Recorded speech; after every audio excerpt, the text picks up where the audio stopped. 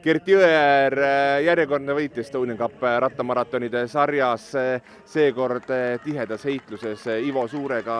No räägi, kuidas te minema saite ja kuidas sa selle võistluse siis lõpuks enda kasuks kallutasid? Jah, et alguses mul omast lollusest läksin üritama vahefinišit, aga liiga varakult, et ta oli kilomeetrite järgi, ta oli natuke nihkas, et aga olin liiga vara ja siis tõmbasin ennast kohe punasesse ja kui niisuguse palavaga ikka see võttis korraks niisuguse päris läbi, et niisugune tunne oli, et täna ei olegi nagu minu päev. Aga siis natuke võtsin rahulikumalt, seal muud varianti ei olnud ja siis peale mäefinišit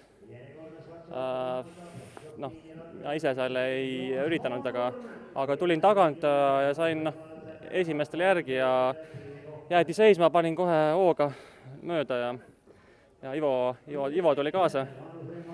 Ja siis lasimegi niimoodi mõnusa hooga, et algul küll tagant ei olnud üldse kaugel järgmine punt, aga hoidsime ikka gaasi peal kogu aeg, et järgi ei andnud ja siis tagant vist võib-olla seal, mis seal oli, et vahe läks suuremaks. Ja lõpuks siis oligi nagu tundus, et võit on meie kahe vahel jaganud.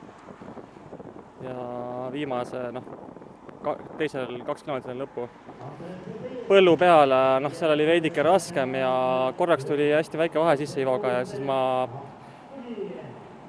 üritasin ja siis tuli see mingi truubist läbi sõit, seal ise ma veel puterdasin natuke, aga ikkagist tuli veel suurem vahe ja oligi sõit tehtud. No kui oluliseks see kuumus täna siin Elvas sai, et Elva rattamaraton reeglina tähendab kuuma ilma?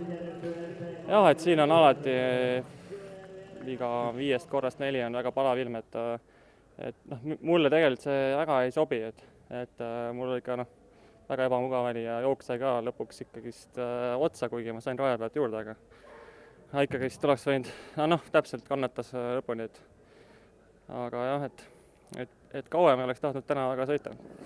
Aga kokku veel lühidalt sellest rajast, et kui siin on järjest olnud sellised rasked nikerdamiste rajad, siin Raplad ja muud, et siis täna hoopis teistsugune sõit? Jaa, et see Elva on niisugune väga kiire ja niisugune nii-öelda vanakooli maraton, aga ükskord aastas võib ka sarjas niisugust sõitu sõita, et vahelduseks, kuigi mulle viimasel ajal mulle isegi pigem eelistan natuke tehnilisemaid, aga kui jalga on, siis sobib iga rada. Vanast ajast ikka peaks seda jalga ju olema? Ikka jah, et tegelikult ma ikka hingelt maanteemees,